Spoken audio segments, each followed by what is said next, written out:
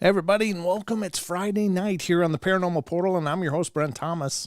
And we've got a whole bucket full of fun for you here to unpack tonight on the portal. So I hope you guys are ready because there's a lot going on. And don't forget, we're going to have the Discord question of the week, the news, and so much more. So buckle up. We're going in. Give me a couple seconds, connect to the network, and we'll be off and running.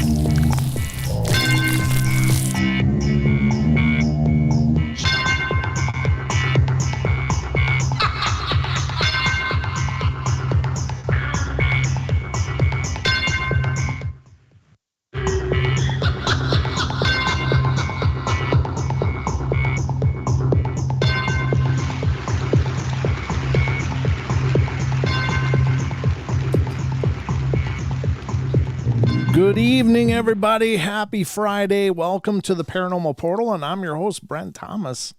And we are the Paranormal Portal. And by we, I mean you and me tonight because there's no co-host. It's just us. So I hope you guys are all ready to help me co-pilot the craft through the treacherous Paranormal Portal. I think we'll be okay, though. We've done it before, right? So we've got a lot of things to get through tonight. Hopefully I got a great show lined up for you. I hope I do. I think I do. Got a lot of cool stuff to get through. We are going to get to, obviously, the news coming up shortly here. And then a little later on, we're going to get to the Discord question of the week, which ties in our Discord community. We have a Discord server. If you're not familiar with it, stick around. You'll see that. And I'll put a link into the YouTube chat if anyone here wants to join. You're not currently a part of it, you can participate in the questions of the week as well. But you can also do it here on the live show on the YouTube chat if you want to. Just type in what you think, at least in capital letters so I can see it as the best as possible. But that's how you can help be a part of the show throughout the journey tonight is by, of course, calling in later. 720-923-0500 is the call-in number. But otherwise, for those of you that just want to chat, you can do an Paranormal Portal. Just do the @ in Paranormal Portal, and it'll give me a nice orange box, so it'll really highlight your remark.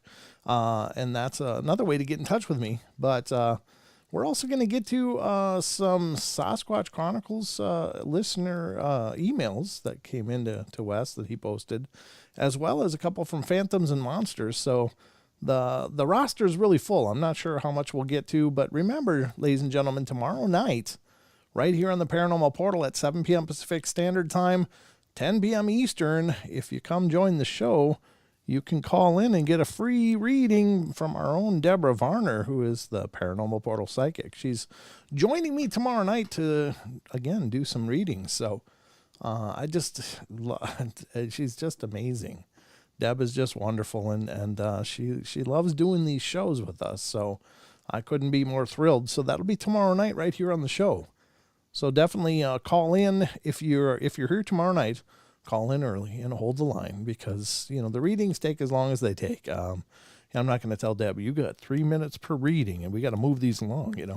She has her process, and I respect that. So we go for as long as she feels there's things she needs to share. And so we'll do our best. We will get to everybody that calls in throughout the show. So don't worry about that. We can do overtime probably as well. So that's tomorrow night here on the Paranormal Portal. So I'll be turning into the Paranormal Portal receptionist because my role is much more observatory, or as a spectator, more than it is an actual facilitator. So that works out just fine. I love that she loves to come on and do these, and it's just a wonderful thing.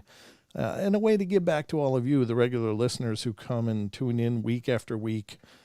Deb is really extraordinary. She's really a wonderful, lovely person. So if you haven't tuned in and checked out her show before, please do.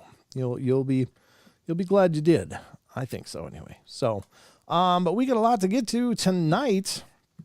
I guess that's all the laundry on the front end. I'm not sure if there's going to be coming up, ladies and gentlemen, on the week of the 18th, 19th, the week of the 19th. There probably won't be any scheduled live streams, just so you guys know, because it's the holiday season. So I'm going to do my best to enjoy the holidays a bit with the family and stuff. So don't look for scheduled live streams, but I will tell you this. Make sure you're subscribed and ring the bell, because I will do live streams here and there when I get an opportunity, and I'd love to have you guys join me. So if you have a hankering for some Portal during the week of the 19th, make sure you rung the bell so you get notified when that happens. I don't know when right now. I have no idea when or how long or whatever. So we'll just play it by ear. But I'd like to join you guys a little bit through the holidays. So keep an eye out for that. But that's not this next week, but the week after, I guess. Yeah. It's coming fast. God. Yeah. All right, so in light of the fact that we got a lot of ground to cover, I guess we better start covering it. And so I don't know about you guys, but I got a hankering for some the news. So let's go to the news desk and see what the hell's cooking. See what's burning in the kitchen. So, all right, let's get to the news.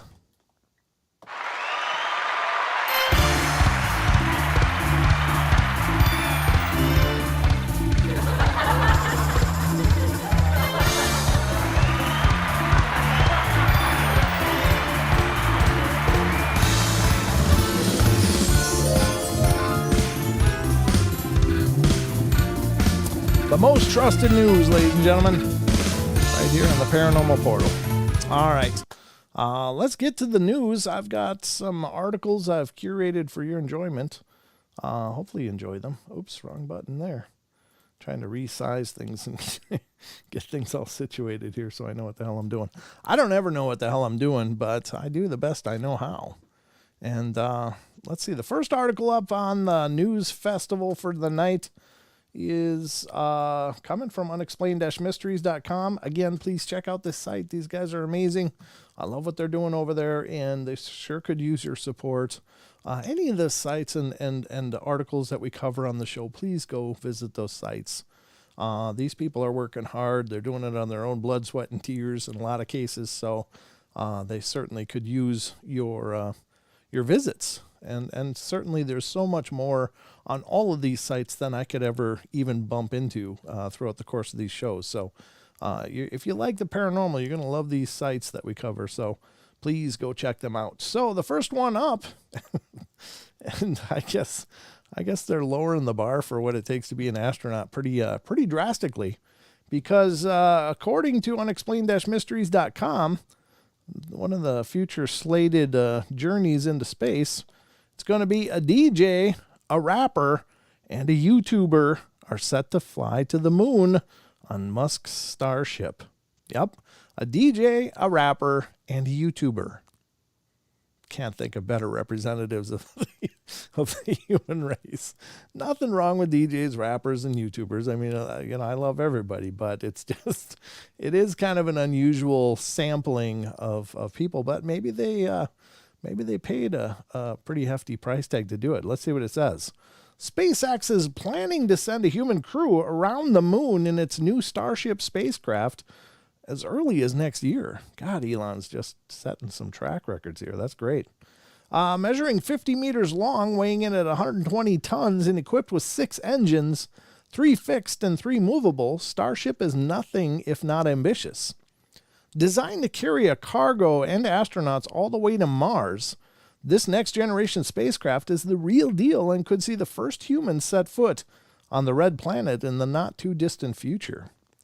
I guess they're starting with just giving a drive-by of the moon. The project has not been without its share of setbacks, however, despite the fact that SpaceX only managed to get Starship to land without exploding as recently as 2021. Maybe that's why they picked the YouTuber. Sorry, I'm just kidding. It is perhaps surprising that it intends to launch a fully manned mission to orbit the moon as early as next year, even sooner than NASA's Artemis II. Lasting 8 days, the mission would take its crew within a mere 200 kilometers of the lunar surface. Oof, that's pretty close. Now Japanese billionaire Yusaka Maezawa, who has last year launched a global search for creative individuals to take with him on the mission, has announced who will be joining him. The crew members will include K-pop rapper Choi Seung-hyun, dancer Yemi A.D., DJ Steve Aoki, and wildlife photographer Karam Ilya, I don't know how to say that name, YouTuber Tim Dodd, and actor Dev Joshi. Okay, well, he's just sampling the arts here. I hope each and every one will recognize the responsibility when it comes with leaving the Earth, traveling to the moon and back, said Maezawa. They will gain a lot from this experience, and I hope they will use it to continue to contribute to the planet and to humanity. Fortunately for his passengers, Maezawa will also be covering the cost of their tickets. Oh, yeah, that can't be cheap. Whether or not the mission will actually go ahead, however, remains in question, with Starship still awaiting approval from U.S. regulators and orbital journeys. They regulate that stuff, huh? As things stand, it has been grounded for the last 18 months. Huh. Well, there you go. But could be going around the moon. I guess that'd be a hell of a trip, though. That'd be pretty amazing to just get out and see things from a whole different perspective. I'm a little envious. I don't know. It's also, I'd probably wait till they've tested this a few times. So I'm not sure I want to be on the maiden voyage of this. It's like, no, I don't think I need to ride the Titanic. Not to say that that's the outcome, but anytime something new is getting launched, you got to cross your fingers and hope for the best. So very cool, though. I guess they're going to be shooting all kinds of people out in the stars before we know it. But that's the first article. Next up on the news festival for the night, everybody, I think, has heard stories of some people who just call the emergency number all the time for any number of reasons. Like, I can't find my cat, call 911. I can't get my door closed, call 911. I mean, there's just every community has those people. Well, here's a story from unexplained-mysteries.com of a man in Japan is arrested for calling the police 2,060 times over 9 days. How in the hell can you rack up 2,060 calls in just 9 days? Does this person not sleep? How the hell does that work? And for what? Let's see what it says. A particularly irate individual seemingly had a bone to pick with local law enforcement in Kiwagachi, Japan recently. According to reports, the 67-year-old had started making phone calls to the Saitama prefectural police headquarters on September 30th and continued doing so until October 8th. Saitama, that's also the One Punch Man name. During these 9 days, he made a total of 2,060 separate phone calls, the equivalent of one call every 6 minutes, totaling 27 hours of police time. During the calls, he would repeatedly attack, berate, and insult the officers, sometimes referring to them as tax thieves and big stupid bleeps, while also telling them that they should be fired. When he was finally arrested, an investigation into his activities revealed that he had actually been making calls to the police for years and had only recently ramped up his efforts. I knew the police would come for me someday, he was quoted as saying. Yeah, well, if you call them 2,000 times in 9 days, you're probably spiking the odds a little bit there. Yeah, that's not a good plan. It remains unclear what his beef with the police actually was. I'm betting the guy's probably needing some meds. I'm just going to throw that out there because that's just not normal. Not at all normal. But you heard it here first, ladies and gentlemen. Unless you heard it before, and if you did, wow, bravo. All right, next up on the news, we have another fantastic story. Hopefully it's fantastic. Hopefully you think these all are fantastic, but I find them kind of humorous and kind of interesting. This one is also from unexplained-mysteries.com. Man films ghostly figure peering back at him through his garage door. And there's a still frame of it. That is interesting. I don't know. It literally could be a smudge on the window for all we know, but it's I don't know, very subtly does look like a out of focus face with perhaps some black hair hanging down, a couple of eyes, a bridge of a nose. No discernible mouth that I can see, but let's see what it says.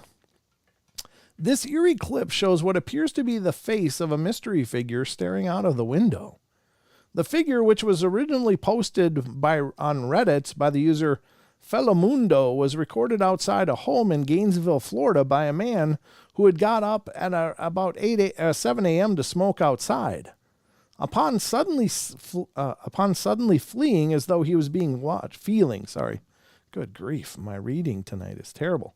Upon suddenly feeling as though he was being watched, he turned his phone towards the garage door and recorded an unknown figure peering out at him through the window. According to the poster, his family had all been asleep at the time. When he ventured through the door afterwards to investigate, he found no sign of any intruders. The footage certainly raises some questions, such as exactly why he had started filming before the face appeared and why his reaction to seeing somebody in his garage was so muted.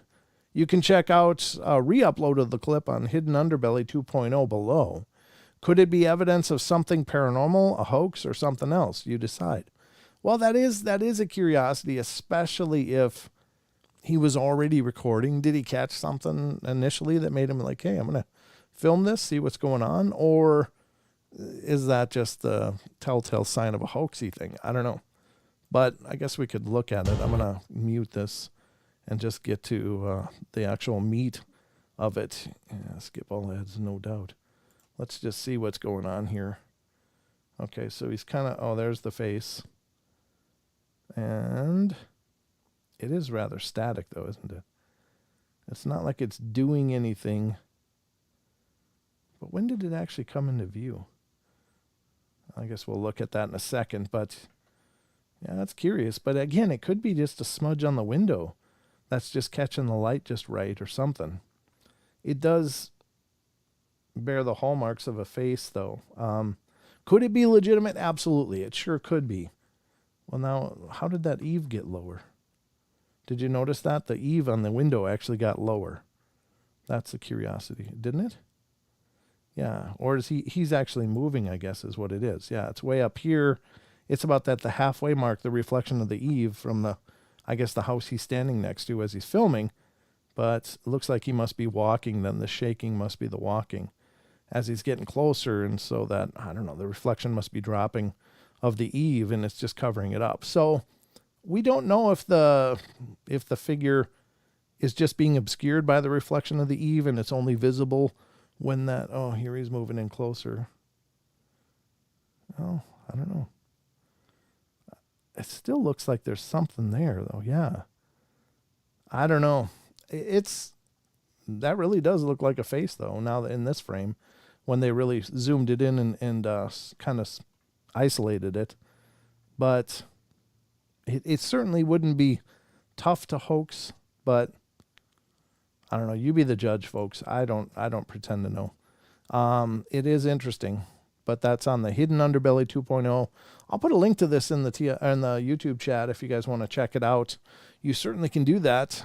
See what you think if you want to examine it a little more closely. But I think it's interesting. It could legitimately be apparition looking out, but it's not a human. It's not a human or mask because the forehead is in front of the shade before the shade lifts. Well, then it must be a smudge then on the window or something. I don't know. For instance, and I'm not saying this is what happened in this situation or not, but I know that my minion, the little guy, loves to press his face against the windows, and it leaves these really weird, oily visages that are still on the pane of glass. Could that be what this is? I don't know. I mean, it's possible. Could it be legitimate? It's possible, but there's just not enough to go on to make any definitive calls without actually going there and testing it and examining the actual camera and how it was recorded and duplicating the scene as best you can.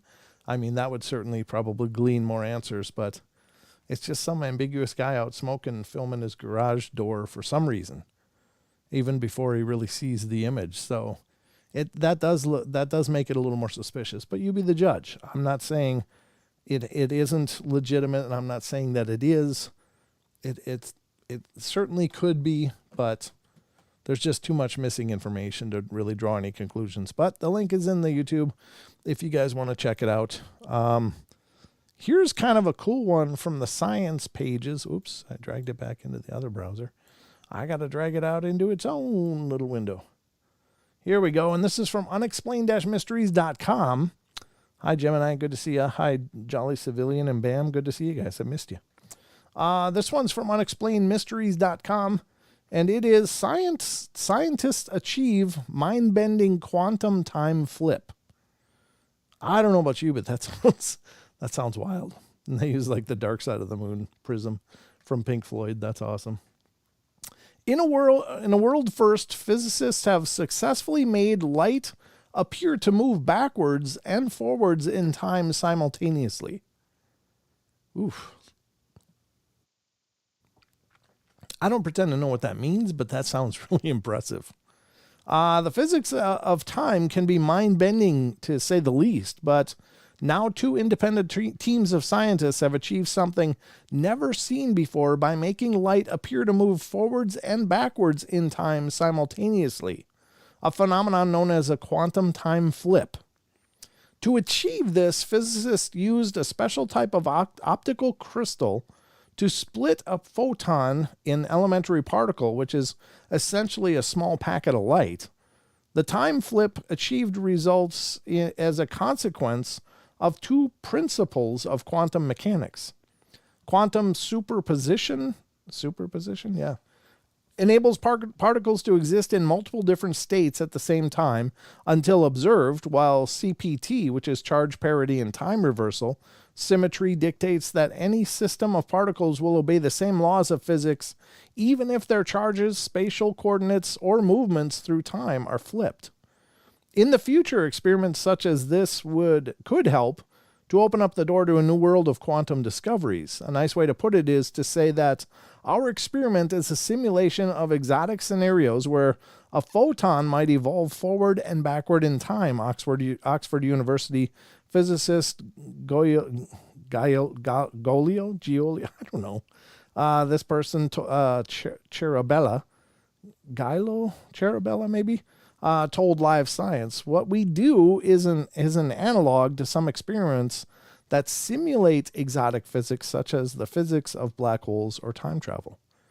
Now, I don't know. This is really bizarre. I'm not sure what that gains or what it enables, but again, if it helps them to understand the quantum mechanics that are at work in our world, then perhaps they're right. It could really be the elementary discovery to really understanding the quantum mechanics of our world. I don't know. I think I just spoke in a whole circle there. But you get the idea. It's science. It's way too sciencey for me. So I think it sounds fascinating and fantastic, but it's also weird. I don't know. Forward and backwards in time. I thought that was like tachyons, according to like Star Trek. I don't even know if tachyons are real things, but aren't they supposed to go backwards in time? I don't know. Weird stuff. Far beyond my pay grade, though. Let's get to the next one, because there's always more here on the portal. I should look at the clock and see how we're doing. We got 3 minutes. This is about the last one we're going to have time for. So let's get to it. This is from the archives at unexplainedmysteries.com. This one is a weird one, and I think I've met some people like this that didn't quite need it all to make a go of it. But this is laborer survives with half his head missing. A 26-year-old laborer was left with half his head missing after falling 25 feet on a building site. Suffering extensive head injuries, Alan Hind lost part of his skull and had to have a section of his brain removed. Astonishingly, he survived the ordeal and later had a titanium plate fitted to protect his brain in place of the missing skull section. He was helping to tear down a building without any safety training when a fall from 25 feet changed Alan Hind's life and features forever. Left with half a head and brain damage, the 28-year-old laborer today welcomed the conviction of his boss, who was found to have breached safety laws at the work site. So, I guess he lived, but that's of course terrifying. I don't know what state his life is following this. Again, it's from 2010, but God, just takes a minute for everything to change. So I guess the takeaway is good for him. He made it. I hope his life is wonderful and he's okay, but also just never forget to treasure a moment, because it can all change on a dime. Boom. Just life changes. So that's pretty interesting. But there's always more. There's more news, but we just ran out of news time. So I'm going to close the news here. So we're going to get back to the rest of the show. We got to take a break here in just about 30 seconds. So that's about as good as time as any. So I hope you enjoyed the news tonight, folks. Let's get back to the rest of the show.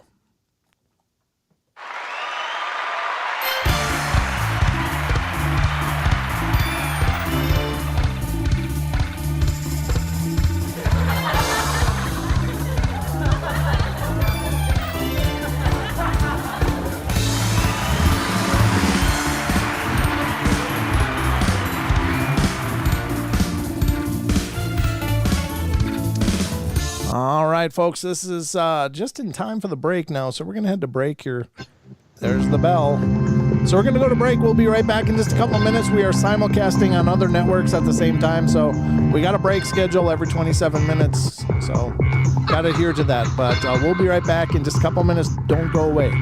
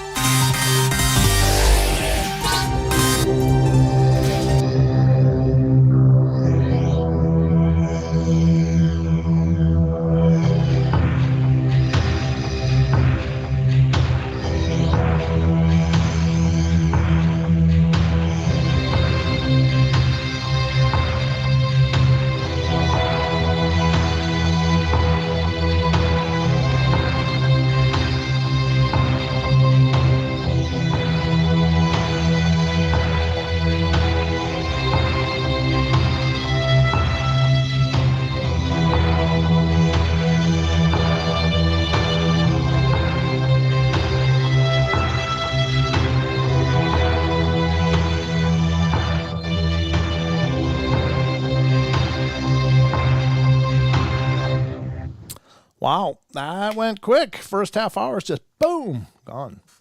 But here we are in the second half hour of our 2-hour show tonight. So we got a lot of show ahead of us still, and a lot of my talking. You're going to listen to the calming tones of my voice if you stick around. I hope you do. And please, by all means, share. Let people know about the portal. If you haven't already, please share it on your social media. Let other people know. Please like the streams if you like the streams. I mean, if you don't like the streams, then you can dislike the streams, I guess. But it's just as much as this has continued to grow through the years, really, I've never actually advertised the show. I barely promote it even on social media. Like, I know a lot of people are really, really wonderful about promoting their shows everywhere they can, and I'm my hat's off to them, because the hustle is amazing, and it's inspiring. But I just I end up just, oh shoot, got to get it done, and I put it out on our social medias and stuff. But outside of that, I've never really advertised the show. Just a little bit on some Google ads when I was playing around, just to see if that would make a difference or not. But every bit of growth that we've had has been thanks to all of you. Either just by stumbling into the show somehow, like, hey, what's this live show? I'm going to check it out. Or you heard about it from somebody else. And so a special and heartfelt thank you to every one of you out there that does recommend the shows, because I'm always thrilled to meet new people and to see new names pop up in the chat and stuff. So if you're one of those new people, thank you so much for coming in and being a part of it. And please continue to spread the word. And I honestly feel like that's the best promotion anyway, is when somebody that says to you, hey, check out the show. It's really fun, or it's really cool, or whatever. That is always the best recommendation I get personally to check things out. It's like when somebody I know says, hey, check it out. So again, special thank you to all of you who do that and have done it and will continue to do that. It really means the world. And a special thank you to our YouTube members and the mods. You mods are amazing. Thank you so much for all that you do to keep this running smoothly. So now we're going to go to another segment of our show, which is this is a lot of fun. I'm really glad that we did this, because again, we have a Discord server, and let me get a link. I'll put it into the YouTube chat if anyone is interested in becoming part of our Discord community. Please do, and you can do it by visiting the link that I just posted in there. Hey, the Lone Brent. It is the Lone Brent. I'm alone tonight, but I've got all of you here, so I'm not really alone. If it was just me, then it would be a little awkward. But I've got all you here to justify my being here. So. Thank you for that. Holy macaroni. What is this idiot? Mod, do you want to ban that idiot? I don't even know. Somebody's just spamming the chat. Thank you. Yeah, just ban that person. I don't know. Everyone report channel, it says. Like, for what? Entertaining? For the paranormal? So I don't know who this is, but I don't know if they got deleted yet or not, but I'm gonna wait. How do I delete it? I haven't done this forever. User timeout, hide user on this channel. There we go. All right. There we go. Perfect. They've been hidden. They can no longer be viewed by us. So I don't know. I guess that's also a sign of growth, right? Because if nobody's paying attention, people like that wouldn't waste their time, right? So I take that as a kind of a sideways compliment. It's like, well, they guess they felt it was worth showing up, to spam the channel. So what do you do? But anyway, let's and thank you, Wonder Woman, for that. I don't know if I banned them or you did, but I appreciate it. Got the best mods in the world. So Anyway, we're going to do some Discord questions of the week. And what this is, again, if you join the Discord, one of our chat threads in Discord is the questions of the week. And that's where I pose a question to our Discord community to weigh in on. And lately I've had two wonderful questions, one from Wonder Woman from Wednesday's show. And then tonight was from Maggie. And I appreciate those because, it certainly helps out a bunch, because otherwise I'm sitting here going, oh, what should I ask? I don't know. Let me think. What haven't I asked? And I have to go through everything I've already asked and then wonder if it's too similar or too odd or the wrong phrasing and stuff. So when you guys bring questions, it's just great. So thank you to those people who've contributed questions, either these last two or in the past. I really appreciate it. Helps out a ton. So let's get to our Discord question of the week. Let's dig into it.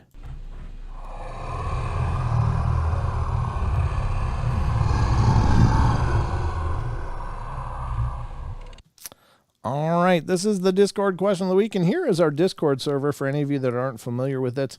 And when you join the server, for those of you that aren't really familiar with Discord, this is what it looks like, and they show the channel members over here and such. And these are the different chat threads that we have.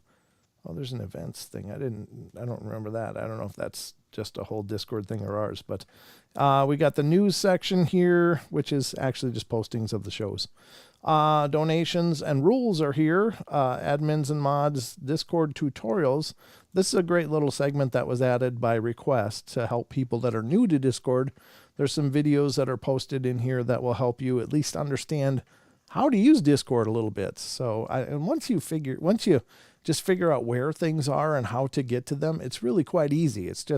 It looks very unusual to new users and becomes confusing. So if you do get in there, just click over here on Discord tutorial thread, and that'll give you these videos that you can watch and kind of walk you through how to use Discord. So next under that is, of course, the questions of the week. Otherwise, we have all these different topic areas where there's Bigfoot, Dogman, Ghosts, UFO, extraterrestrials, cryptids. There's even a music section and strange phenomena. So there's some great discussion threads in here, and there's Discord voice too. If you want to just voice chat ever, you guys can use these voice chats if you so choose. But I've never seen those used much yet. But they're available if anybody wants to voice chat rather than type. So tonight's question was actually by Maggie, Maggie M10, who asked the question of the week, Friday show from Maggie M10. I'd like to know people's opinions on child entities and whether they're always considered bad or evil, etc. I really appreciate that, Maggie. Thank you. That's a great question because it does come up. Sometimes they're child spirits and it's just seems to be a child spirit. But other times they seem to be something else entirely. And I'll weigh in with my 2 cents later on. But first up, in responding to that, is Paradox Fossils. He said, we're all spiritual beings having a human experience, and we definitely reincarnate based on my own experiences and rememberings. So we are adults before we return to a baby or incarnation. They/us can project themselves, aka ourselves, in many ways. Some little people can sometimes be mistaken for children. Yeah, that's interesting. Thank you for that thought. Thank you. Next up is Rachel 101, one of our mods here on YouTube as well. I think they're always evil, or they're not always evil. Sorry, it helps if I read it correctly. I don't think they're always evil. It can be a situation of a wolf in sheep's clothing in which an evil entity uses a child form to lure or trick people into a false sense of caring. What can a child do? They're harmless. Sometimes as genuine child spirits who are lost here, or maybe even adult spirits who are happier as children. Pop culture has enforced the idea of the evil child spirit because it's so contrary to how we view children. The scary stories that take place in the light of the sun are more disturbing than those in the expectations of the dark. That was rather poetic, Rachel. That's cool. Thank you for your thoughts on that. I think you're pretty much on it. Android Paranormal says, I think it falls back to what I said about being able to resist the gravitational or magnetic pull towards the lights or towards the tunnel or whatever you call it. what he's talking about is at the time of passing, many people with near-death experiences talk about the tunnel of light, and they just, boom, they're going down the tunnel of light. So that's what he's referring to, is that maybe it's possible to resist that. The kid might resist it, therefore be left behind. Even if there is a guide there to tell them not to resist, they still might be too scared and resist anyway. While the guide or angel or spirit or family can guide them and tell them it's okay, I doubt they can make them if they truly resist. However, I still certainly believe a non-human entity can also impersonate it as a child. There are way too many reports of a child spirit doing evil things, like telling a living human child to hurt a sibling or a parent. Very true, yeah. Automatic red flag, that is likely not an actual child spirit. I guess there's no way to be sure, to know for sure, if it's a genuine child spirit or a human impersonating, or non-human impersonating, by just waiting to see if it becomes more aggressive over time. Yeah, I think that's a good point. I guess, hopefully throughout the course of time, you'll figure it out. Wonder Woman says, I agree with Rachel, using the guise of an innocent child to appeal to our sympathy, or of them being less of a threat to lure us into their control, direction, or will, etc. One of the least threatening sounds is the laughter of the child. Deep feelings of concern are created by the cry of a child, but both can also be terrifying. Proceed with caution. Yeah, I agree. Ghost Magnet 81, I personally have at least 2 child entities in my home. One came with a table I bought at an antique shop, and the other is part of my top 4 EVP voices I get on a regular basis. Neither are presenting as evil, but I also agree with Rachel and Wonder Woman that an evil entity could use a child guise to lure its victim. Not to say Bigfoot is evil in the least, but even they supposedly use a child's cry to lure one into the woods. I don't get an evil vibe with my 2 child entities. I think if they were evil, I would know by now. Yeah, probably. And, perhaps you've created a wonderful environment for them. So that's good. Lily Pond says, not always, Maggie, but a child spirit should always be viewed with skepticism. It's a red flag that something much more sinister might be at play. Well, that's certainly true as well. I mean, I don't think anybody's saying, no, they're all good or they're all evil, but I think everybody is agreeing that, it can be both. Ruger Ridge said, I believe all children that pass away go to be with God, period. Now, there is the possibility that an adult spirit may present itself as a child, maybe reverting back to the happiest time of its life. We can never rule that out. Darker spirits preying on our affection of children or our need to protect them. Yeah, good point. And Maggie said, thanks for everyone. Well, thank you, Maggie, for the question. So I agree with pretty much everything you guys are saying. Here's the thing, and this is where I get stuck personally, and I don't pretend to know. I mean, nobody knows. And the other thing is that Bigfoots are alleged to use child noises. Yes, that is a story that's told. However, do we know this is Bigfoot doing it, or could it be a child Bigfoot doing it? Making childlike noises.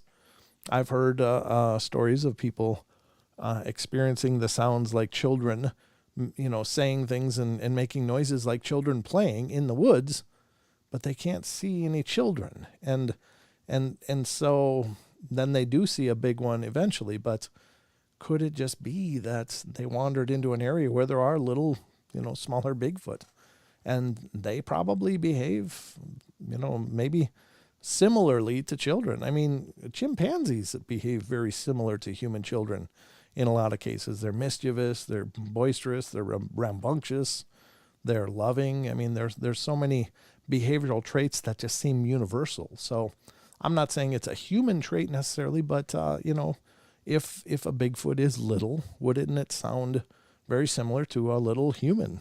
Well, maybe. So we don't know what's making those child noises that end up luring people into the forest, but it could just be a small Bigfoot. But here's the other take, and I'm kind of with Ruger on this too. It's like, and this is my own personal belief. take it or leave it. It's just mine. I'm not saying I'm right or wrong, but this is just in my ponderings. It's like, if there is anything good, just, and wonderful in the universe, and I believe there is. I believe very strongly in the divine, in the, in this higher presence. And I think that this higher presence is the most perfect of parents in many cases. Well, maybe in every case, but I mean, I'm looking at it from a human flawed experience, so just bear with me. But in that perfect love and understanding and kindness, I just can't imagine something as gentle and as innocent as a child just being left. Like, if there's anything good and just and wonderful in the universe, wouldn't something make sure those children came home? That they wouldn't be left to be scared and wander this weird world, and maybe, as Android suggested, maybe they can resist. Maybe they're afraid. It's like, I want to go to my mommy. I don't want to go. I want to go to my mommy. I mean, everybody's seen a child that's like panicked and they can't be reasoned with. They're just going to do what they want. So maybe they can do that. Maybe they can just go, no, no, no. And they run away and try to hide or whatever. And so, it's a situation that we can't quite know real well, but we can only guess. Now, any normal person is if you're a normal person, I think we are nearly genetically encoded. Now, I think it's more an expression of our heart and our caring than it is a genetic mandate. But we want to care for children. We want to help children. If a child is injured or lost or scared, any normal person is going to extend themselves and say, let me help you. I want to help you. And so there are dark things in this world. There are dark and sinister things in this world. And one of the things that I think needs to happen for a dark, sinister thing to really affect a person is to break down their defenses. That's why we get oppression, and that's why we get long-term attachments and negativity and darkness. And another way is to appear as a helpless child. Instantly, people open up, I want to help this. I want to make its situation better. I want to be there for it. It's all alone, and what a horrible life, and it should be better than that, and my love and caring is going to make that better. And so they instantly open themselves to these children.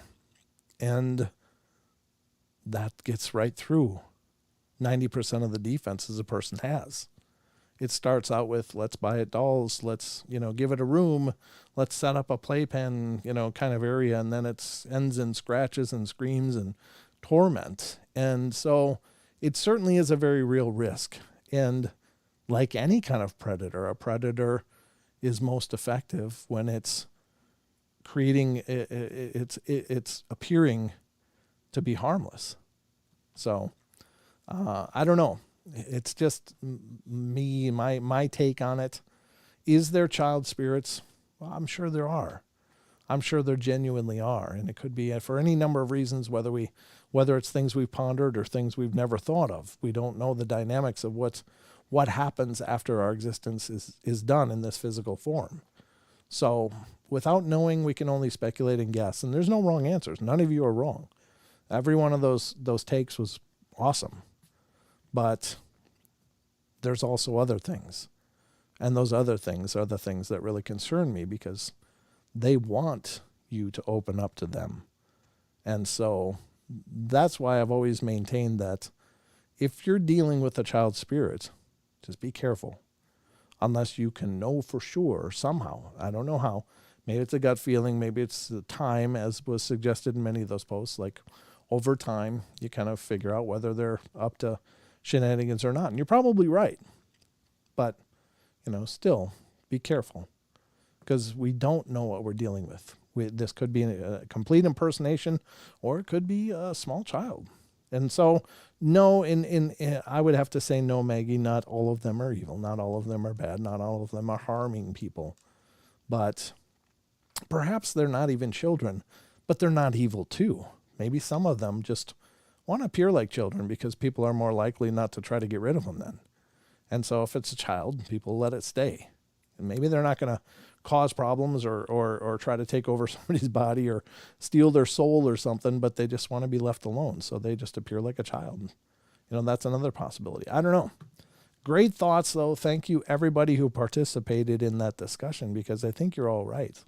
You all had some really fantastic takes on that. And I didn't see any. I see we're still getting. How did that person get back? Is that a new name? I thought I hid them from the channel. Were you able to ban that person, Wonder Woman? Let me know if you're having trouble. Oh, I see. Oh, okay, I see. We got several accounts being named. What's going on with the chat? What are they doing? Now my chat's not moving at all. Is this working? Is this working? No, my chat seems to be locked up. Maybe I got to do this. Go to top chat. Go to live chat. Okay, there we go. Yep, it's working now. Okay, I don't know what happened. I just had a screen full of all of the spams from Bot Mom or whatever the hell it was, and then the other one that was spamming. So, there we go. Okay, so anyway, great thoughts. Thank you so much, everybody that participated in this. And again, I'd love to have more of you join the Discord and become part of these discussions. If any of you have questions that you'd like asked on the Discord, please send them to me either via email or on Facebook Messenger, whatever, or just in a whisper in Discord if you're already in there, or just post them somewhere where I'm going to see them. I mean, I think that's awesome when you guys are part of the discussion as well as not only the answers but the questions, because I want you, if you've got questions about this stuff that you've been wondering about, let's post it. Let's see what people say. This is the one thing about the portal is it's always a journey. I mean, it's an ongoing discussion of this strange stuff that none of us really understand. So we're just doing our best. But anyway, ladies and gentlemen, this has been the Discord question of the week.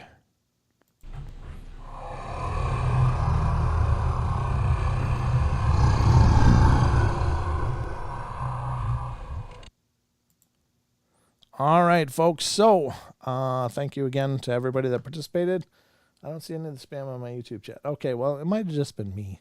My whole screen was kind of just frozen with all of the deleted messages, and the chat wasn't moving at all, so I'm not sure.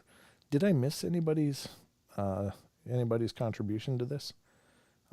Check Father Mike's answer. Let's see, where is Father Mike's answer?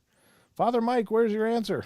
Oh, I think, okay, so Father Mike Driscoll is also a friend. He's become a friend, just a wonderful guy, but he's become a regular here on the YouTube shows. And he was a guest on the podcast, and we did a talk about demons and such. He is an exorcist and a Catholic priest. So wonderful man, and it's been a great new friendship. So I'm glad you're here, Father Mike.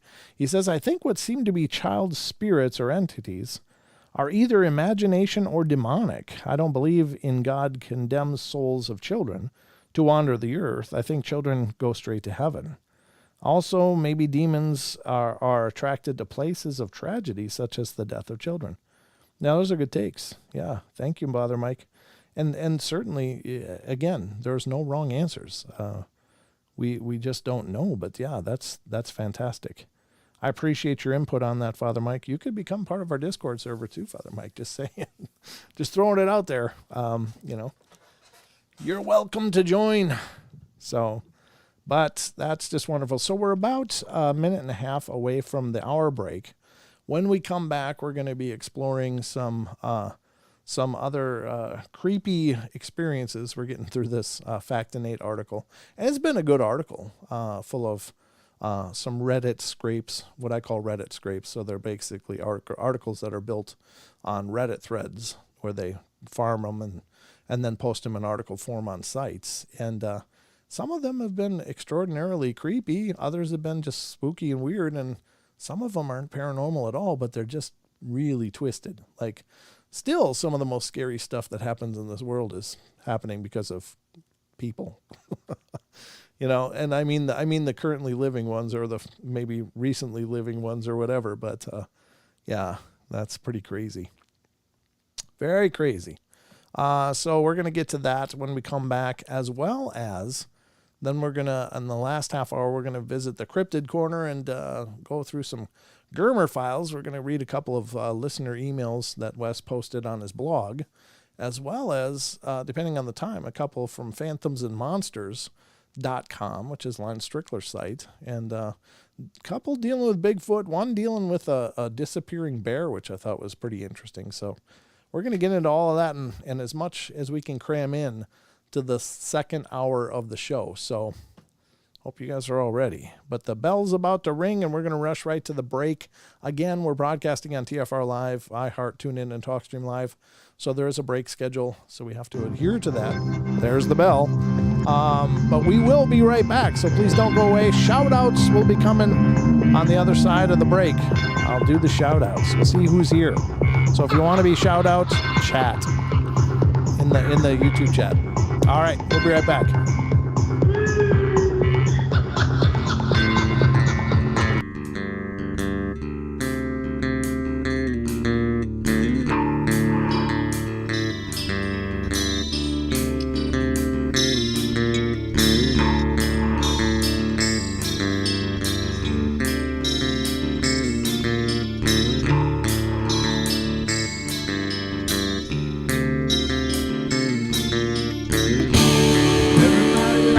Play their games. Everybody loves to place their bets.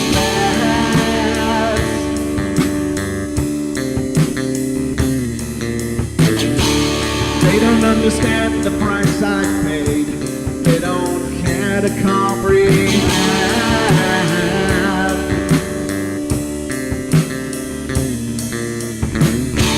Trace their lines upon my body, dripping scars across my heart.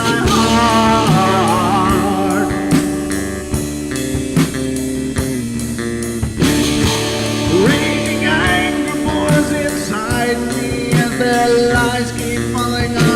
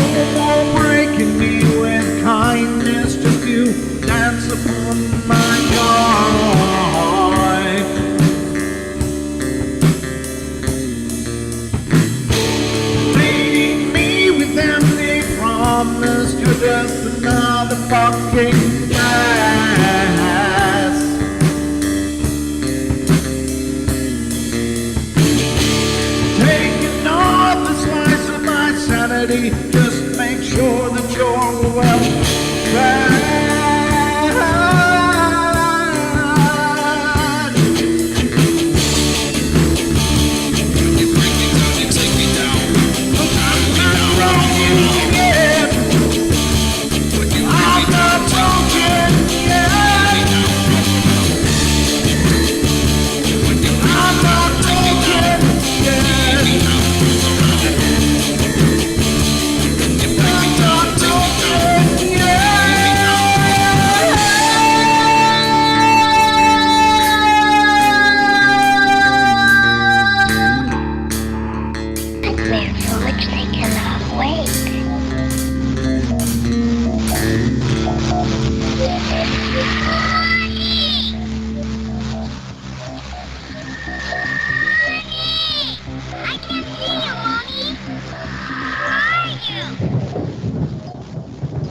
never sensed anything like it.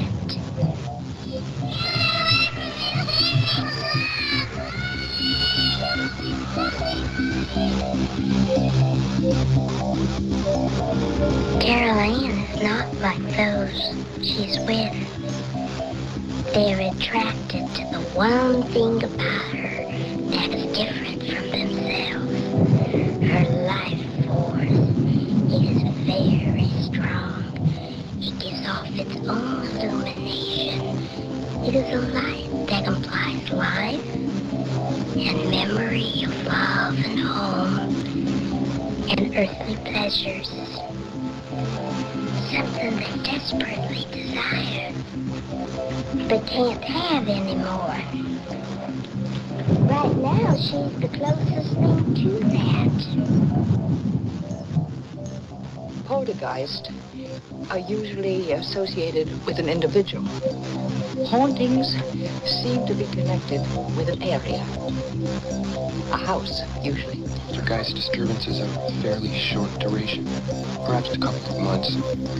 Hauntings can go on for years. And years and years and years. Welcome back, ladies and gentlemen. Second hour is now underway here on the Paranormal Portal, and believe it or not, we have a call. Let's get to the call and find out just what's going on here. Someone's calling in. And by God, I'm going to answer it. This is area code 904. You're on the air. Who are we talking to? My goodness, this is Terrence Childers. Hi, Terrence Childers. Welcome to the show. What's on your mind tonight, brother? Well, I'm glad you had Debbie on, but since I'm on, I suppose I should recap my haunted house experience. Ooh, yeah, please do. TLDR. Too long, didn't read. Okay, what happened? Culminated in getting choked by these hands. Ooh, okay.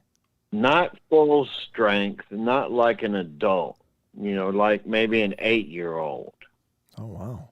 Okay. But I could feel the hands full size. The only light was a little green light that was blinking on my laptop computer. Mm. And I see these hands get from rather solidly misty looking, rather solidly, Okay. to forming into a little mist and then a ball and then go through the wall. Oh, wow. All this was preceded by all the classic things that I guess a lot of us has seen in horror movies. Waking up, all your kitchen cabinets are open. Mm-hmm. Flies, for some reason, would only in the middle of winter with a bad smell and stay on this one pane of this 3-pane bay window I had. Mm-hmm. It was the most aggravating thing was I had a remote that worked everything but the TV on and off. Okay. And then whatever it was could tell when I sat down. I had to get up and turn the TV off or on again. So you can imagine how aggravating that was. That was worse than keys moving and finding them in another place and all that kind of stuff. Sure. Yeah. I dated this woman. I can't name her because this is broadcast. Sure. But the first day I come home back from work when she moved in, she moved us out of that house and said it's coming up in it. It's coming down to this attic. And how she could know that, because are you going to tell someone you're moving into a haunted house? Just because when things happen over time, and a couple months away, it's easy to dismiss Sure. Mm-hmm. the kind of thing. You don't want to think about them. You just go, well, that was weird, you know. So anybody who's experiencing this, I suggest immediately, if not sooner, GTFO. Really? Yeah. ASAP. Wow. Yeah. That's absolutely terrifying. Now, when you moved, did it? I'm glad it stayed with the house. Did That- not follow me. Okay, that's I what I was wouldn't go wondering. near the house if you paid me $1,000 right now. Wow. Okay. Well, that's the good news, is that it wasn't attached to something you own or brought into the house. It was attached to the house itself. So that's good. Yes, absolutely. And I've become more sensitive to that. I was thinking about buying this house. And for some reason, I took my little scooter and I stayed by it a couple of nights. I didn't want to just move into anything Yeah. after that, Sure. you know. Yep. If that had happened early in my life, like when I was a kid, I can't imagine how that would have affected me, because it had a strong effect on me. And I was in my 40s when I was in that home. Yeah, that's absolutely scary. You know, and there's some people say, "Oh, ghosts can't hurt you," but I don't agree with that. I think they can. I think they can. You would agree with that, right? Well, I know better. Yeah. You know, I mean, I haven't seen Bigfoot, but I've lived in a haunted house, so Right. you know, Yep. Now, I can tell you about that. sure. And I would just say, also, when you said, you know, you've become more sensitive, I think that's a really profound takeaway from people that have paranormal experiences. Is oftentimes on the other side of them, they do experience more sensitivity to that energy than ever before. And maybe it's just because you were surrounded by it for so long that it just awoken that extra sense in you or something. But that's a real common takeaway that people have, is that after they have paranormal experiences, they are transformed by them. Yeah. There's really, you know, you can conceptualize something, but when you live through something, it's completely different. Wow. Well, I'm sure glad you got out of there, and I really appreciate you taking the time to, you know, call in and share that with us. And yeah, Deb will be on tomorrow night if you want to call in, if you're interested in a reading or something. Yeah, I would really like that. Yeah. I could use that. Okay, very good. Yeah, call in tomorrow night, and we'll get to you eventually. If we don't get to you right away, you'll be in the hold queue, and we'll get to everybody in the queue. But yeah, everybody's welcome to call in and be a part of the show tomorrow. So by all means. But thank you for being a part of tonight's show. Maybe she'll know what was in that house. Yeah, that's a great. I'd like to know. Yeah. I don't know why. Well, sure. I mean, answers would be great. I think after a situation like that, the one comfort can be at least understanding what the hell happened. Yeah.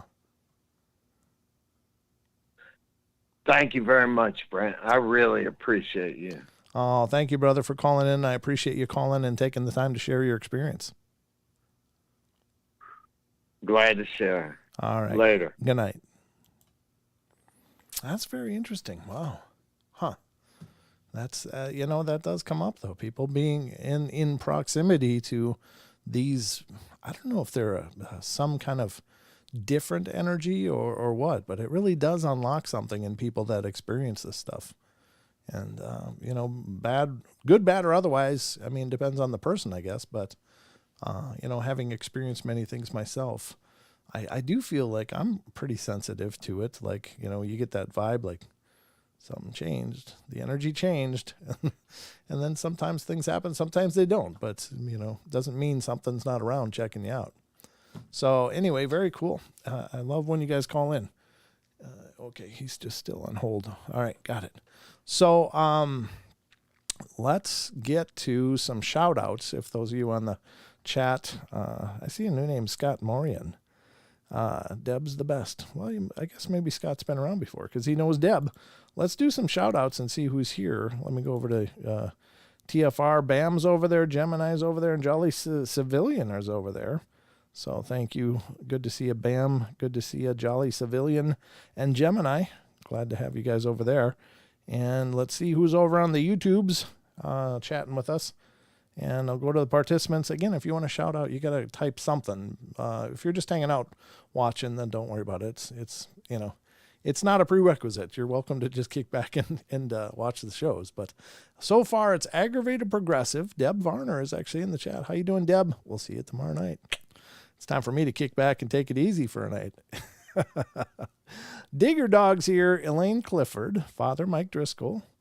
Ghost Magnet 81. I am Pam. Jake Fortes. Just here and there. 66 is here. Ken Squatch. Kirsten Leah is here. Luna Moonicorn. Good to see you guys. MCat popped in. Good to see you, MCat. I forgot you. I thought you might have forgot your way here. I'm just kidding. Maggie M10 is here. Mere Nuisance. I'm here. Rachel gets it right. Ruger Ridge. Scott Morian is here. Or Morian. I'm sorry if I'm really butchering your name. I'm just spitballing it. The Unknown is here. The Fourth Color. Tracy Gale. Wonder Woman. So thank you guys for being in here. If I missed anybody, I think I got everybody. But thank you all for being here. And oops, somebody popped in. I missed it now. Dang it. Let me go back. Some other name popped up. Well, I guess I can go back here and just look at the live chat and see what it says. Did I miss somebody? Digger Dog. Did I say Digger Dog? I don't know. But anyway, thank you guys for being here. Tracy Gale, how you doing? What is that?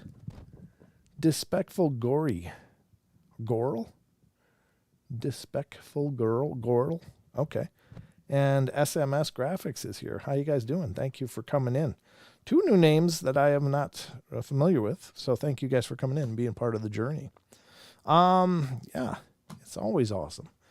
That's the part I love is seeing it grow. Seeing it grow is fun. Okay, we're going to go to this article that we've been going through for a while. We're going to continue going through it for a little bit here until the next break, and then we'll get into the cryptids, some Sasquatch Chronicles reports, some Phantoms and Monsters reports dealing with Bigfoots and other weirdness. So, but we are going through an article on factinate.com, and this has been a long article. It's been extraordinarily long, but it's really got some incredible people's takes on it. Again, this is a Reddit aggregate article. They farm Reddit threads, and I'm not meaning to put down people that put together these articles. These articles are wonderful. I've always loved them for the shows because they work as great pieces to throw in whenever I have moments. But the one that we're going to look at now is number 39, If at First You Don't Succeed. And again, not all of these are paranormal stories. Some of them are just really creepy people stories, but most of them have been paranormal. So when I was in my 20s, I was playing in bands for a living, and a lot of the friends I made back then were unique. Yeah, I used to, when I was playing in the bands and stuff, you'd meet a lot of really unique people, and that was cool. I always had a blast. One of my closest friends was a drummer and I played with who was a couple of years younger than us and really looked up to us, a lot of which I think was from his parents being hippies and never really given him a normal upbringing. His mom was very interesting. Excuse my ignorance here, but she was a Wiccan mystic type and was always kind of doing weird stuff, but super nice. Always treated us like family. Good lady, but goofy. Whenever we moved into a new place, she'd come by, bless/clean the house. Anyway, we just kind of went along with most of this stuff out of respect and to be nice. My buddy and I were hanging out one night after practice, and I actually got him to kind of talk about her and the supernatural stuff. He didn't like to at all. And he admitted that he was sensitive the same way she was. But it really bothered him when he was young, and he basically just learned how to turn it off. So, of course, I push him to tell me about my place, and he's like, "It's fine, dude, don't worry about it." He later told me, after I moved there were quite a few things there, but all felt friendly to him, like they wanted me there, so he left it alone.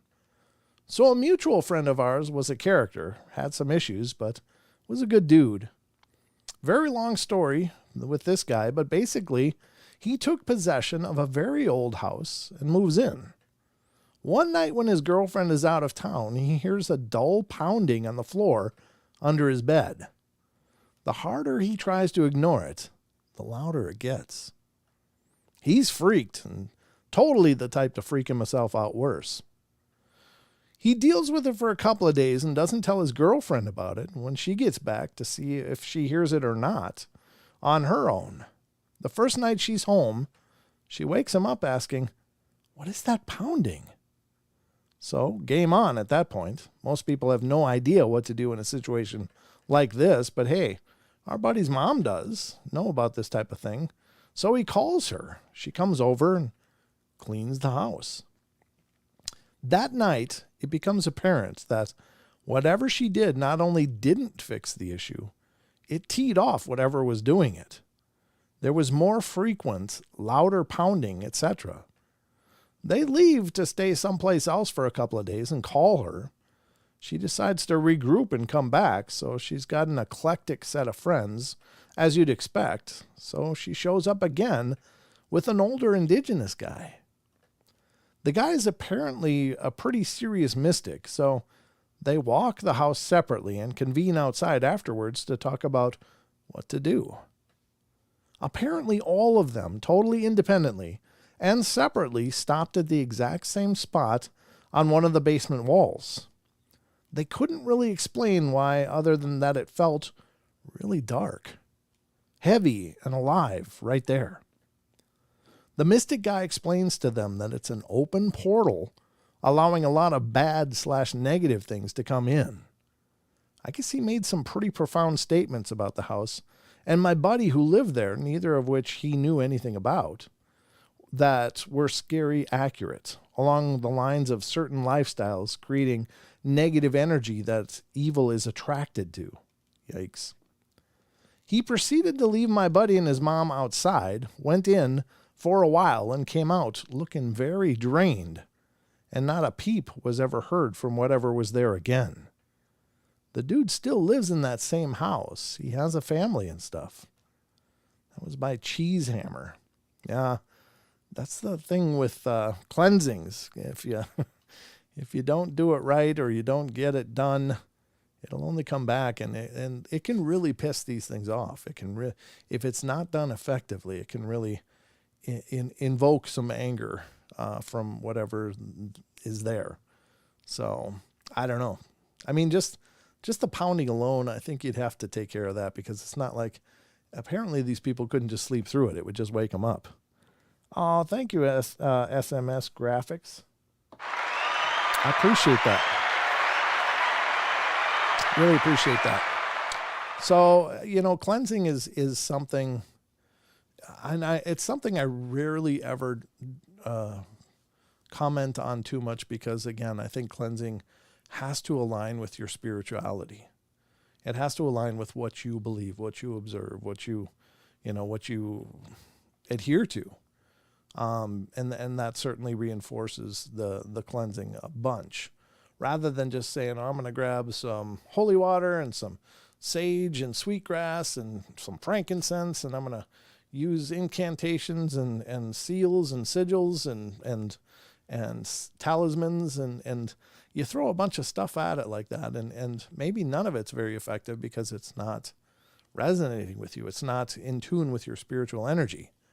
And so that's why I think cleansings have to be done utilizing things that are in line with what you believe. If you're Christian, use Christian ideology, methodology, and techniques. If you're Buddhist, likewise. If you're Islamic, if you're Hindu, you use things that resonate with your own spirituality.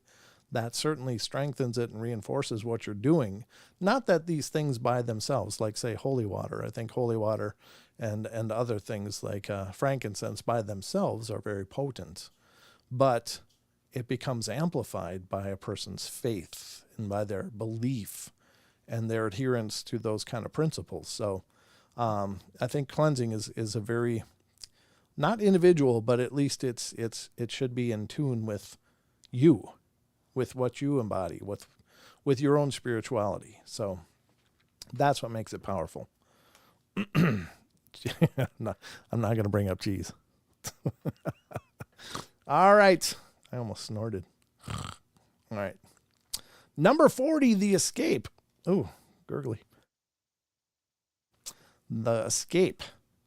While living with some friends, I got up late at night to get a drink of water from the kitchen. I didn't turn on any lights, having no trouble navigating in the dark. As I crossed through the living room, I heard some movement type noise or something and assumed it was one of my roommate's pet cats. I go to the kitchen, drink the water, leave the kitchen, and on my way back through the living room, I hear movement. Noises, a lot louder than any old cat should make, and I glance around.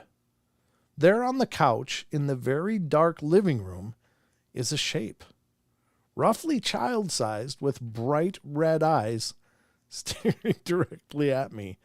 I froze. Okay, so this is a child spirit that I think if they have glowing red eyes, is game over. That's not a child spirit. That's just something small or appearing small. Glowing red eyes is never a good thing. I don't think there's ever a positive part of that. The fear was so sudden and strong that it is in fact giving me goosebumps even now. I very slowly step backward, not daring to even blink, as I watch the red orbs watch me. After several agonizing long seconds, I reached the kitchen light switch, ready to defend myself, when this goblin thing was sure to attack me. It was my other roommate's chinchilla. It had opened its cage and escaped from their room, and it was sitting on top of a pile of laundry. Oh, that was my uncomfortable chuckle. Okay, so maybe it's not a spirit at all. But glowing red eyes, oh my God. But it looked like a little child shape. It was just sitting on some laundry. Eesh. I guess, note to self, chinchillas have red reflective eyes. I didn't know that. Yeah, there's a picture of a chinchilla. They're adorable little things. I've actually pet them before, and they are like the softest animal you'll ever touch. It's just like, oh my God. They're just like those fidget things that people get that are like really, really Angora soft. That's what those chinchillas are like. They're just amazing to pet. So there you go. Just a chinchilla. Not paranormal, but it looked paranormal. I guess you can't be too much of in a hurry to prejudge the situation, but if you got red eyes glowing, watching you move, I think you just err on the side of caution on that one. I would. I'd have been like, the power of Christ compels you. I don't know. I heard that works in the movies. Number 41, Whatever Works. This reminds me of something that happened to my uncle 30-something years ago in a small Colombian town called Oroque, as told by my mother, and it's a truly wild story. This uncle was a doctor, and at the time he was equivalent of a general practitioner. Although he later became a pediatrician, he was young at the time, and it was just 3 years out of medical school. Like many young doctors, he was always eager to prove himself, often at the risk of his own health. This is one of those occasions. After being forced by my grandmother to take a much-needed 2-week vacation, he developed a fever. He, being the cocky young man that he was, refused to admit that he was sick, until he literally fainted while attending to a patient. He ends up hospitalized for 3 or 4 days, at which point it seemed he would die. My grandmother, aunt, and mother all traveled to the hospital, which was pretty far away. They took up residence at a nearby hotel, and eventually my grandmother decides that her son should spend his last days with them in the hotel under the care of a nurse. My uncle's quite delirious at this point, so a priest comes, gives him the last rites, and waiting begins. About a week after the fainting, some of my uncle's colleagues visit him to say their last goodbyes, and one of them tells my mom of an unorthodox last-ditch solution. He wants to bring in a medium. Here's where things get really crazy.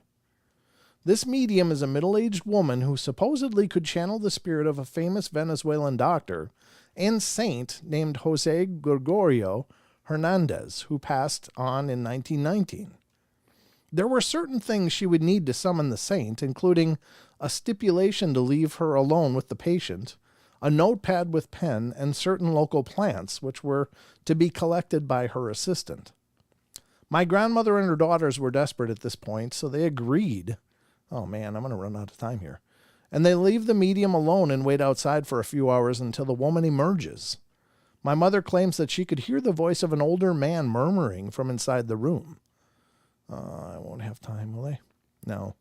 The medium comes out and gives them a notepad and a set of instructions. The instructions were for what I assume to be called a herbal potion. She took no money and left after eating a nice meal paid for by the family. Meanwhile, her assistant prepared the potion, which was given to my uncle every 4 hours. Although it took another week, my uncle eventually recovered for the most part, only losing sight in his left eye. He was fired from the hospital after he worked at for working with a fever, at which point he left the hospital, Bogota, and began his specialization in pediatric medicine. Okay, well, there you go. The medium healed him. We kind of made it. Speed reading. All right, we'll be right back. Last break. We'll be right back for more. Don't go away. Make a list of the things you want. And on my list of things, now I put everything. Little things as well as major things. Doesn't matter.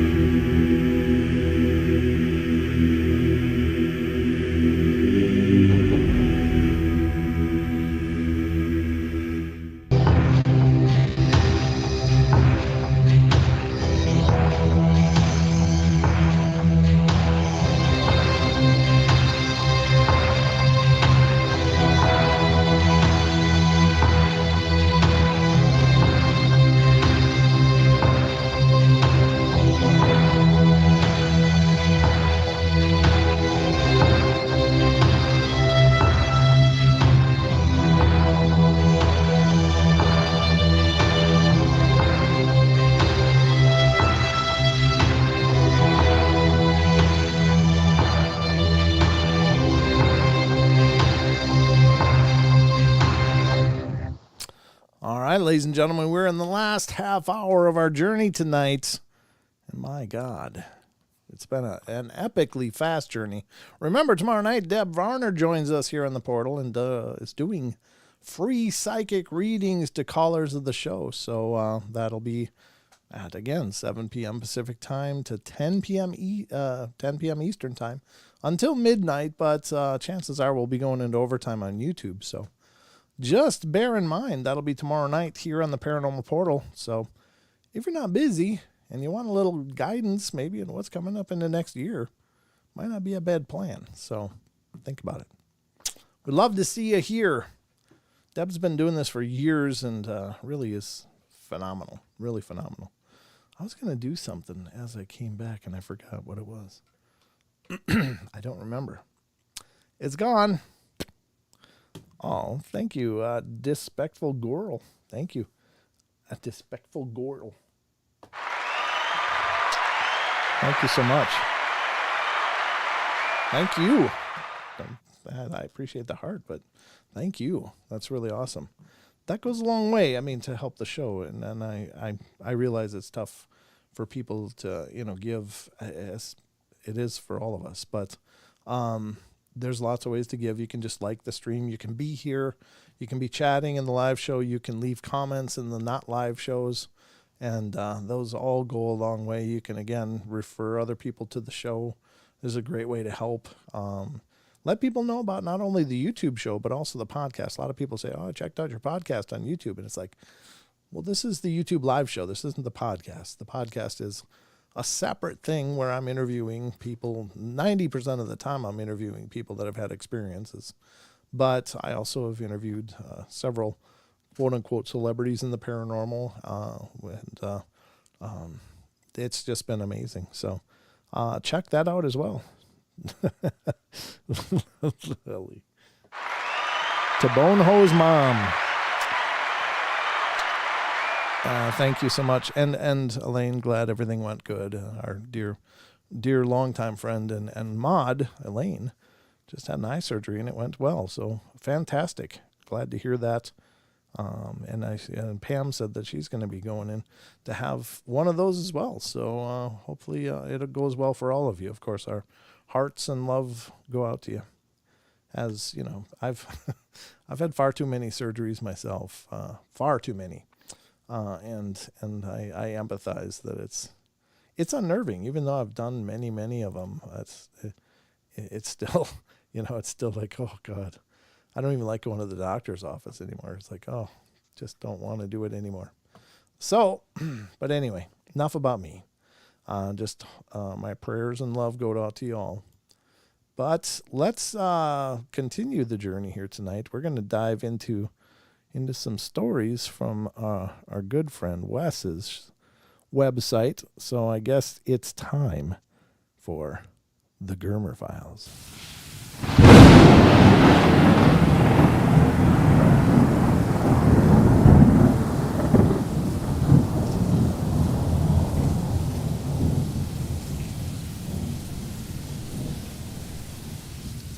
That's a really long thunder peal I got there. So, but welcome back. And this is, of course, we're hitting the cryptid corner of tonight's show. And this is where we discuss creatures and cryptids and such. And these are pretty saucy. The first one is, and if we have time, we'll hit a couple from Sasquatch Chronicles and a couple from Phantoms and Monsters, Lon Strickler's side. But this first one is from Sasquatch Chronicles blog. Please check it out. Support what he's doing over there because there's so much amazing information that he posts every day over there. Not only his own shows, but Tony's shows, the confessionals.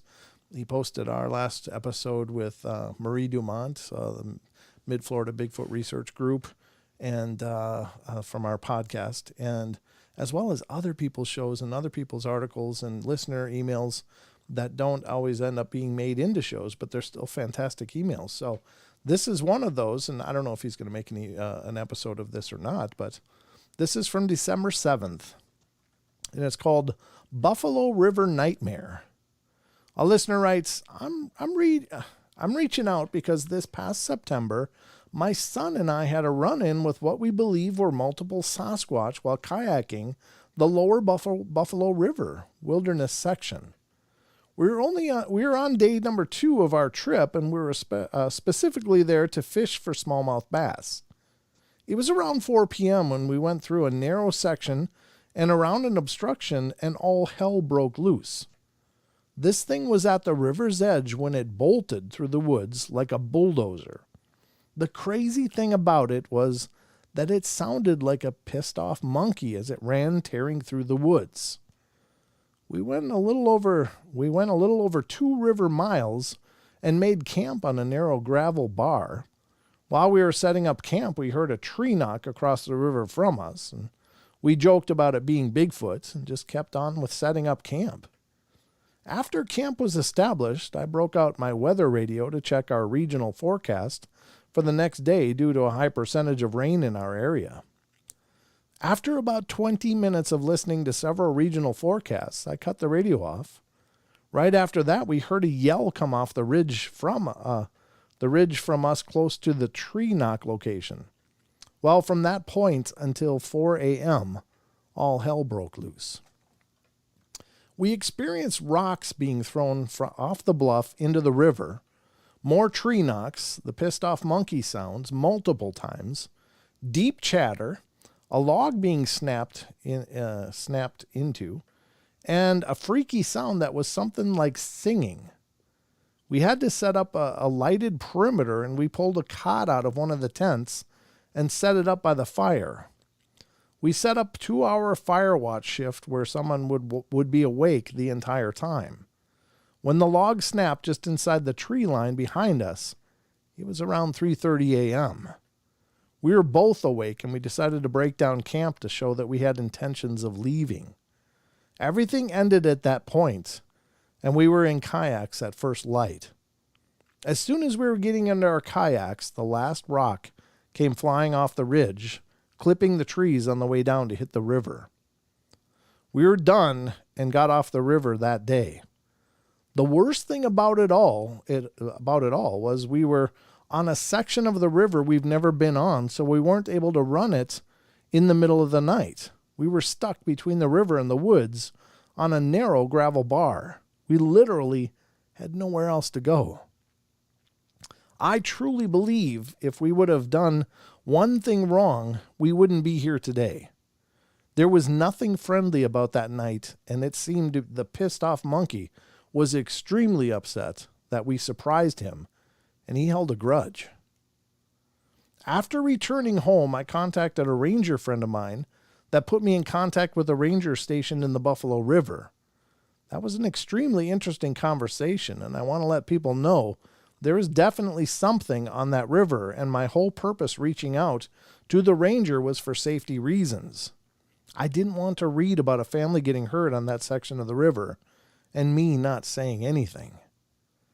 Yeah, that's the part of it that's really unnerving. It's, there are plenty of people that claim to speak for the nature of these things, and perhaps they're right. Perhaps there are these really kind, loving segments of the Bigfoot Sasquatch community, but I think there might be other segments too. I think that there are certainly the possibility of some that just don't like people, and it might be for any number of reasons. So imagine this scenario. You're in a family group of Bigfoot or Sasquatch, and you're doing your life, and along comes somebody that's like a bald monkey. Maybe you've never seen people before. And so people have a tendency to go, what's that? I don't know, let's shoot at it.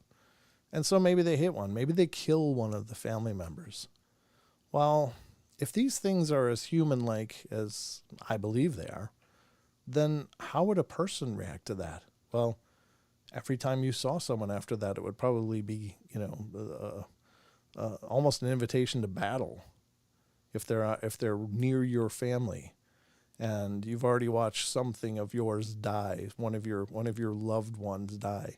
I'm attributing a lot of human qualities to these things in my anecdote, but everything mourns for the passing of one of their family. I mean, elephants mourn, Chimpanzees mourn when one of them falls. Monkeys mourn.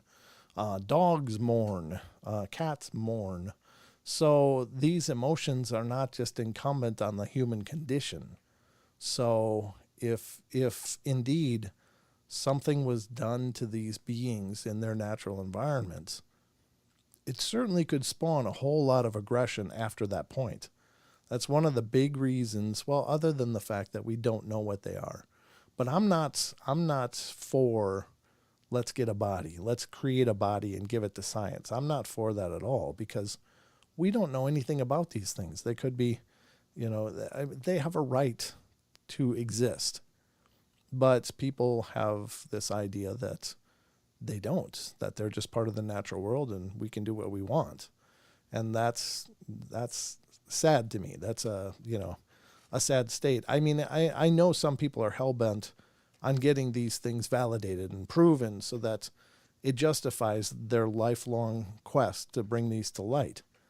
But at the point of putting future people in danger, I mean, I don't think it's worth it. I don't think that that's fair or right. There's other ways to bring them to the scientific community, the awareness, and it may take longer, but it's certainly, we don't know anything about them. But if they are as emotionally diverse as we are, as intelligent or nearly intelligent as we are, or more intelligent, whatever your take is, they have a right to exist. And I know if it was people watching their family members getting gunned down or something, yeah, you'd probably hate everyone else too that looked like that, So I certainly believe that people have inspired a lot of anger from just that possibility. But again, it's speculation. I don't know that, but I just think it's important to note. Now let's go to the next one from Sasquatch Chronicles blog, and this is December 8th. I was frozen in this state of fear. Rachel says, I wonder if you could trick a Bigfoot into yawning. People yawn when they see another person yawn. If you're face to face, would it work? Yeah, I think I'd be more concerned with like fudge striping my BVDs. I don't think I would have the presence of mind go, let's see if I can get his yawn. I think it's an interesting take, though. I mean, maybe that same psychology would work. I think I'd be worried about, oh my God, is it going to kill me? Is it like me? Does it not like me? What's going on? But yeah, I'd be puckered up for sure. Yep. All right. I was frozen in the state of fear. A listener writes, I live in South Carolina now, but I grew up in Ohio. Oh, Ohio. It's always Ohio. It's one of the hot spots in our entire nation of the USA for weird and creepy stuff. And this took place there in the fall of 1992. I was in college then, and I was dating a girl. Sorry. I'm such a child. I was dating a girl I met there whose family lived in Fort Washington area. It's very close to the hometown of John Glenn, the astronaut. They had a family cabin in a very wooded area and used for hunting and family events. I'd been there a few times, and on this particular night, we were going to meet there and stay overnight alone as her parents were out of town. The cabin was about 3 to 5 miles off the main road, and the road to it was a dirt road and had woods on both sides with maybe 50 to 100 yards of waist-high tall grass from the tree line to the road. It was night and a fairly hot night, so I had my window down and driving. So I grew up in Ohio, so seeing a deer or even having one jump in front of you on a road is not a new experience. But at the time this happened, it seemed like this deer came out of nowhere on my left, maybe 10 feet in front of me, across the face of my car. It did scare me, and I came to a stop, and I kind of slid at an angle so my headlights were half on the road and half in the grass area. So as I was trying to get my senses from that, I was looking towards where the deer went and all. I remember next is this blinding flash that crossed in front of the car. It blocked my headlights for a moment and moved into the grass and into the dark on the other side of the road. I put the car in park and opened my door and stood up. Why, I have no idea. And then I heard what I thought was deer running away further along the grass in the forest. Then, what today still makes my body tingle, I heard the heavy one, and then 2 footsteps coming back towards me. Ooh. I couldn't see anything, but I heard what I guess is the sounds other people have heard, like a chatting, quick, jumbled. Didn't make sense, but it was very plain. Then I heard a deep, almost growl-like sound coming from what sounded like a deep-chested thing. I really had no idea what it was, and I felt like it was almost pissed. A lot of piss tonight. Like maybe I messed up his hunt. Least what I thought later. Then for a brief second, he came barely to my headlight. Wes, it was huge. Maybe 9 feet tall. Thick, long arms. Huge barrel chest. And he grunted one more time. For the first time, I caught a whiff of a terrible smell. I was frozen in the state of fear and amazement. I did feel he was mad, but for some reason I didn't feel he was going to hurt me. It just felt like, almost like he was like, dude, you just messed up my dinner. And in those few seconds that lasted, I got a fairly good look at him, and then, just as quick, he turned and calmly walked off into the night, and I could hear him going into the tree line and be gone. For a few seconds, I stood there, trying to compute what I saw. I got back in my car and drove to my girlfriend's, so hopefully this is as complete of a story as you'd like, but be glad to chat or chalk it up or talk in more details, but I'm just glad I finally was able to tell someone. I've never spoken to anybody about it. Yeah, that's crazy. And that's an oddity. Again, these are creatures that are famous for avoiding people. But I guess if it's chasing game, maybe it was thinking it could use the car's approach as kind of a choke point or to confuse the deer or something. I don't know. But then it not only went past the car, but then it came back and stood there. And I guess I can't imagine what 9 feet of anything looks like. I guess that's kind of like a Kodiak grizzly reared up on its hind legs looking at you. And yet this is still something much wider and bigger. Kodiaks, grizzlies are, when bears go up, they don't have shoulders. They're just kind of this sleek line. I mean, they can be huge. They can be monstrous, but then you put huge, linebacker shoulders on the thing and a Hulk physique and that growling. I don't know, man, that guy standing there watching this, I got to give him a lot of credit. And like he said, he was frozen. And I think that's just the brains are just going, what am I looking at? This isn't supposed to be. What is this? And so what an incredible experience. But I think it's amazing. I really do. I don't know. I guess having a situation like that you can walk away from, it'd be incredibly powerful, but it would change my view of everything. And I know they're out there. I really do. But I think it's one thing to know they're out there, and it's another thing to come face to face with something. Like, okay, so I had one growl at me when I was younger, and I've told this story many times on the show. I believe it was one. I couldn't make myself turn around, but it was right behind me and a friend. And it growled in a rumbling, deep growl that shook my body, like vibrated my body. And I grew up in an area that the biggest thing we had was white-tailed deer in the southeastern Minnesota. So I had no idea what this was for years and years and years. Later on, started to learn about Bigfoot, the tracks, the traits, the things that people attribute to Bigfoot, went back into those woods and found tree breaks, structures, things like that I can't explain because this is a state forest. It's not like, it's not a common place for people to go play, and not a lot of kids in the neighborhood for decades. I grew up there. We were like the only kids for miles for most of the time. So I don't know. when I had that happen, it was very real. And once I put it together that maybe it was a Sasquatch, I still can't say for sure it was, but that's the only common thing I can come up with. But if I had turned around and saw it and witnessed it looking at me, growling, that would have been a whole different experience. When I saw the UFO that I saw, it was hovering above a tree. It was just sitting there. And I thought it was just amazing. I was enjoying myself. I was looking at it. I was like, wow, it's real.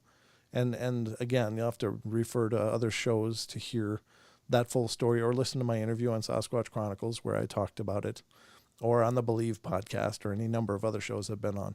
But it was just sitting there, and I'm watching it. And once I realized that I'm watching them, and I'm about the only thing going on in the area, so they're probably watching me, then it became like, oh, wait a minute. Then it changed the whole situation. So I can't imagine what this guy saw, what he experienced, just being in the wide open, feet away from something that's 9 feet tall, looking at you. I mean, my God, that's got to be absolutely mind-numbingly intense. And how he got into a car and drove after that, got to give the guy a lot of credit. I don't think I could have done it, but I don't know. Pretty crazy stuff. Pretty incredibly crazy stuff. But that's the beauty of this paranormal stuff. It's just, you don't know when it's going to happen. You don't know when this stuff's going to pop off. It's just boom. And then you get to deal with it. So, special thanks to Wes Germer for letting us use this. I appreciate it a bunch. Hey, we found some more spammers. Wow. We're just getting popular as hell up in here in the portal. So, this has been the Germer Files, ladies and gentlemen, here on the Paranormal Portal.